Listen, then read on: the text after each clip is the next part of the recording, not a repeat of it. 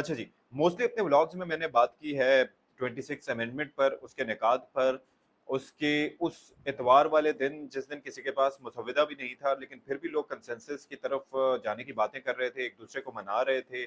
और मौलाना फजलुर रहमान साहब को मनाने की कोशिशें की जा रही थी। हुकूमत इस बारे में बात कर रही थी कि जी नंबर्स पूरे हैं। ये काफ़ी लोगों का बड़ा अहम रोल रहा जिन्होंने इसमें मुलाकातें दिन रात करते रहे, बात करते रहे, मुसव्विदे शेयर करते रहे। उनमें से एक की शख्सियत थी बिलावल भुट्टो जरदारी की। अच्छा आप ये देखिए कि बिलावल भुट्टो जरदारी साहब जब मोहतरमा बेनज़ीर भुट्टो की वसीयत के मुताबिक उन्होंने पार्टी की कमान संभाली थी, तो उस वक्त कोई सोच भी नहीं सकता था। सब ये सोचते थे कि नेपोटिज्म का शिकार शायद पार्टी होने जा रही है और ये जो मोरूसी सियासत है उसकी भेंट चढ़ने जा रही है। लेकिन बिलावल भुट्टो जरदारी साहब ने क्या शानदार तरीके से पार्टी की क़यादत की है। He is quick witted, he is you know he is very sharp, he is literally an intellect. वो बात करते हैं फॉरेन अफेयर्स हों, इंटरनेशनल अफेयर्स हों, अगर पाकिस्तान के जो दाखिली मामलात हों, हर मामले पर उनको अबूर हासिल है। प्लस वज़ीर ख़ारजा पाकिस्तान के अब वो रह चुके हैं अपने नाना जुल्फ़िकार अली भुट्टो की तरह, तो वो उसके अंदर अपनी वालिदा और अपने नाना की झलक उनके अंदर दिखाई देती है। अच्छा ये 26th अमेंडमेंट में बिलावल भुट्टो का रोल क्या रहा? आप ये देखिए कि मौलाना फजलुर रहमान साहब जो कि ज़ीरक सियासतदान हैं, जिनके साथ इससे पहले जो मुआहदे या बातें या वैसे डेलिब्रेशंस का किरदार आसिफ अली जरदारी साहब अदा किया करते थे, इस बार वो रोल प्ले किया बिलावल भुट्टो जरदारी साहब ने। हालांकि मैं ये समझता हूँ कि शहबाज शरीफ साहब भी रोल प्ले कर रहे थे, लेकिन आई डोंट नो, मुझे ये लगता है कि ये कैपेसिटी, ये सख्त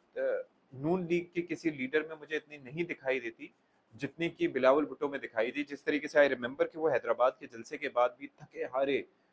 और जिस हालत में वो वहाँ पर मौलाना फजलुर रहमान साहब के साथ जाके बैठे थे और उसके अंदर उन्होंने इख्तलाफात दूर किए। और प्लस आप ये देखिए कि पीपल्स पार्टी की जानिब से अपना मुसविदा शेयर किया गया,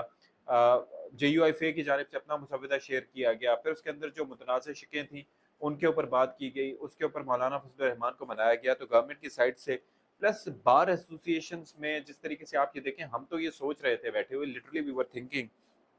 कि अदलिया की आज़ादी पर बार किसी तरह से भी कॉम्प्रोमाइज़ नहीं करने वाली और बार एसोसिएशंस का सबसे सख्त मौक़िफ़ सामने आएगा और उन्होंने दमादम मस्त कलंदर का माहौल पैदा कर देना है, लेकिन ऐसा कुछ भी नहीं हुआ। फिर ये कहा जा रहा था कि याहिया अफरीदी साहब एक्सेप्ट ही नहीं करेंगे तो कैसे बनेगा चीफ जस्टिस। याहिया अफरीदी साहब ने एक्सेप्ट भी कर लिया, फिर उनके बारे में बार का भी बड़ा पॉजिटिव मौक़िफ़ सामने आया, फिर सबने ये इस चीज़ को तस्लीम किया और फिर ये तरमीम नाफिज हो गई। अब यह है कि सुप्रीम कोर्ट में चैलेंज कर दिया गया, लेकिन आप ये देखिए कि जो बिलावल भुट्टो जरदारी साहब की जानिब से आप देखें, फ्रंट फुट पर आकर उन्होंने वकला की तंजीमों, बार्स वगैरह से, फिर सियासतदानों से जिस तरह से बैठ कर उन्हें समझाने की कोशिश की, उन तक अपना मौक़िफ़ पहुँचाया, उनका मौक़िफ़ सुना, तो दैट इज़ रिमार्केबल। और फिर तमाम रहनुमाओं को मिलाकर इस तरमीम की जानिब लेकर गए और एक ऐसे वक्त में even on the last day हम सोच रहे थे कि शायद ये चीज़ मुमकिन ना हो पाए, लेकिन ये बहरहाल मुमकिन हो गया। अच्छा फिर ये है कि आप ये सोचिए कि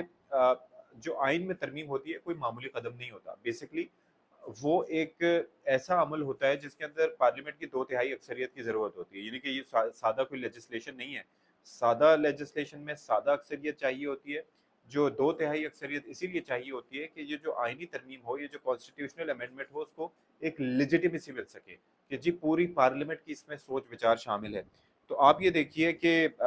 1973 के आइन जिसके खालिक, जिसके फाउंडर को कहा जाता है, पहले तो आइन हमारा 1956 में बना था, लेकिन जो सही मुत्तफ़क़ा आइन बना था वो पाकिस्तान के टूटने के बाद 1973 में बना था और उसके जो बानी थे वो जुल्फ़िकार अली भुट्टो साहब थे। और जुल्फ़िकार अली भुट्टो ने क्या ज़बरदस्त रोल प्ले किया था, छोटी बड़ी जमातों को सबको मिलाकर एक मुत्तफ़िक़ा तौर पर कंसेंसस के साथ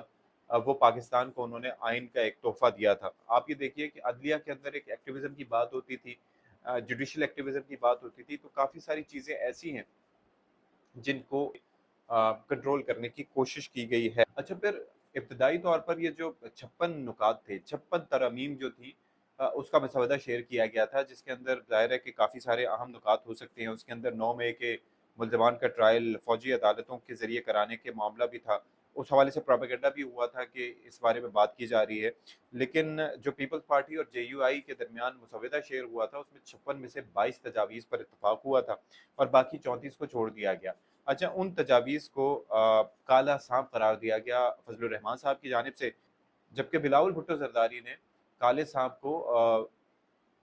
افتخار محمد چودھری صاحب کی عدالت سے تشبیہ بیسکلی دی تھی۔ اور پھر یہ ہے کہ آپ یہ دیکھیے کہ جب بھاگ دوڑ سنبھالی تھی پیپلز پارٹی کی بلاول بھٹو زرداری صاحب نے، تو اس وقت یہ سمجھا جاتا تھا کہ یہ نوجوان ہیں، یہ شاید اس طریقے سے، I remember the first speech وہ پرومپٹر کے ذریعے انہوں نے پڑھی تھی تو کافی کرٹیسزم ہوا تھا کہ perhaps he is not ready. Yes, he wasn't ready because he wasn't expecting کہ جی ان کی والدہ کو اس طرح سے مرڈر کر دیا جائے گا۔ اور پیپلز پارٹی کے طرز حکومت سے، طرز سیاست سے آپ کو شکایات ہو سکتی ہیں، لیکن ایک بات یہ ہے کہ واحد جماعت جو نظر آتی ہے جس کے اندر ایک وفاقی جماعت ہونے کی ایک کیپیسٹی ہے، وہ پیپلز پارٹی کے اندر ہے۔ اور بلاول بھٹو نے اپنی قیادت سے ایک طرح سے یہ ثابت بھی کیا ہے، یس گورننس کے ایشوز ہیں، سندھ کی گورننس کو مزید بہتر ہونا چاہیے، مسائل حل ہونے چاہیے، لیکن آپ یہ دیکھیے کہ وہ نوجوان قیادت کو فوقیت دے رہے ہیں۔ اسلام آباد میں جب یہ ڈیلیبریشنز ہو رہی تھی تو آپ یہ دیکھیے کہ مرتضیٰ وہاب صاحب ان کو انہوں نے اسپیشلی بلایا تاکہ وہ ان کی معاونت کر سکیں، حالانکہ پیپلز پارٹی کے اندر بڑے سینئر نام ہیں، رضا ربانی صاحب موجود ہیں وہاں پر، آپ یہ دیکھیے کہ اعتزاز احسن صاحب موجود ہیں، لیکن ان کے ہوتے ہوئے وہ چاہتے ہیں کہ ایک نوجوان ٹیم آگے بڑھ سکے۔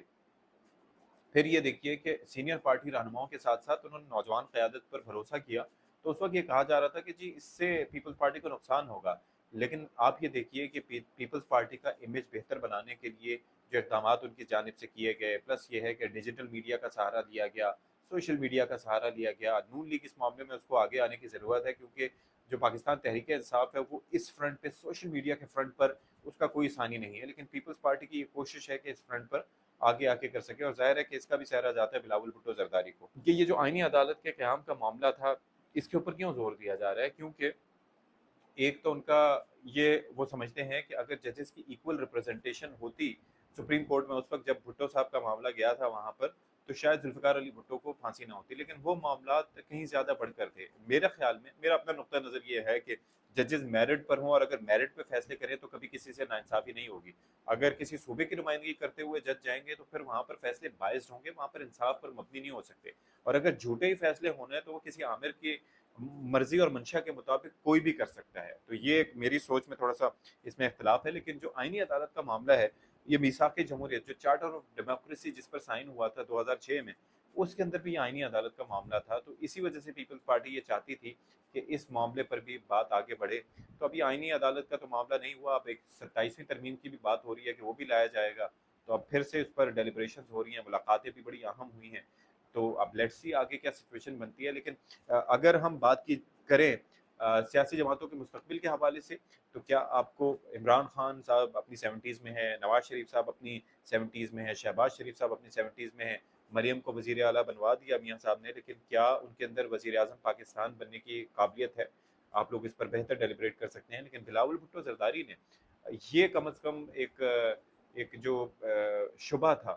کہ کیا پیپلز پارٹی بے نظیر بھٹو صاحبہ کی شہادت کے بعد کیا وہ ایک ایسی جماعت ہوگی جس کی کمان، اور ایک وزیر اعظم کے طور پر کیا ان کے پاس کوئی کینڈیڈیٹ ہوگا؟ تو بلا شبہ آئی بلیو دیٹ کہ